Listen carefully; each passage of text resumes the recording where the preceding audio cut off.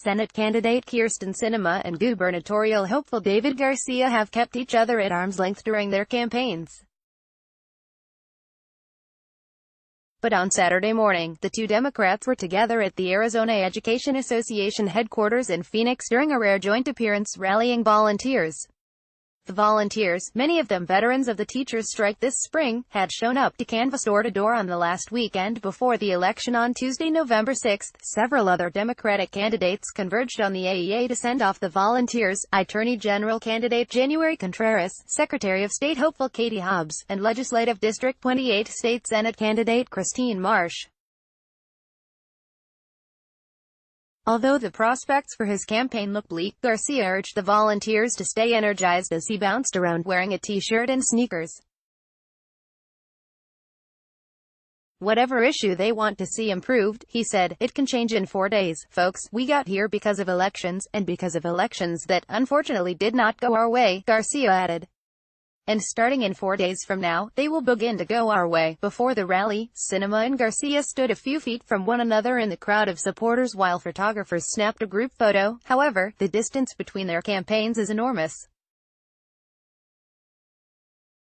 Sinema has run a non-ideological race, leaning on her moderate record in Congress, where she votes with President Trump's position more than half the time. Garcia has sought to animate a progressive base and catch the tailwind of the. Sinema is neck-and-neck with Republican Martha McSally in the race to replace Senator Jeff Flake. Most polls show Garcia losing to incumbent Governor Doug Ducey by a wide margin. At the AEA rally of several dozen people, it became clear that Sinema and Garcia were not on the same schedule. Expand gubernatorial candidate David Garcia rallies volunteers on November 3 at the Arizona Education Association. Joseph Flaherty. After she finished her brief remarks, Sinema was hustled into a waiting car, dodging a television reporter on the way. The car peeled away from the curb. Garcia hung out for the speeches by Contreras and Hobbs, and emailed around amiably after the rally ended while the volunteers prepared to start canvassing. Garcia, an associate professor of education at Arizona State University, consistently attended the AEA endorsed him in March. "We're here almost every weekend," said Sarah Elliott, Garcia's campaign spokesperson, at the canvass launch. "This is the first time we've had anyone in here but superintendent candidate Kathy Hoffman." As the three-term congresswoman for Arizona's 9th congressional district, Sinema is less of a familiar face for the.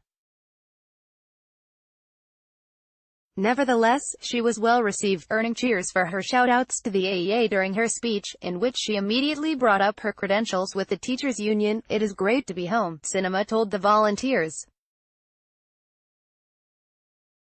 "Some of you know this, the OGs know, but I was a member of the Arizona Education Association for many years." She has supported the AEA's message ever since she was a social worker in the Washington Elementary School District, Sinema explained, where she joined the local association and worked as part of the union bargaining team. Sinema told the now-famous story of how her family was homeless and lacked health insurance for a period of time when she was a kid.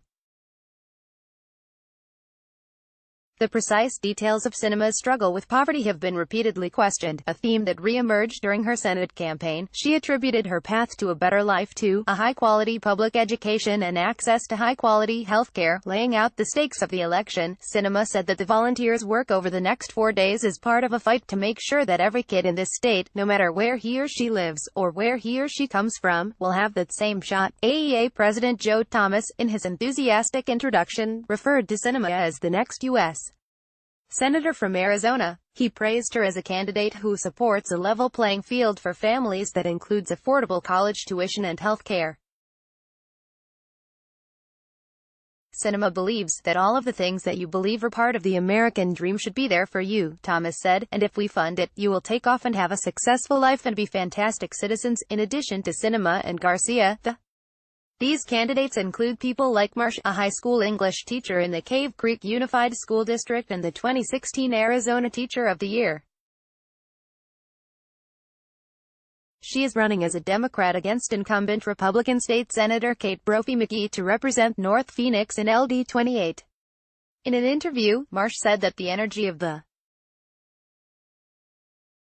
And we see it in our own individual campaign offices. Marsh said that when she announced her campaign almost a year before the groundswell of teacher activism began, she had no idea what was going to unfold. It's just been amazing, Marsh said.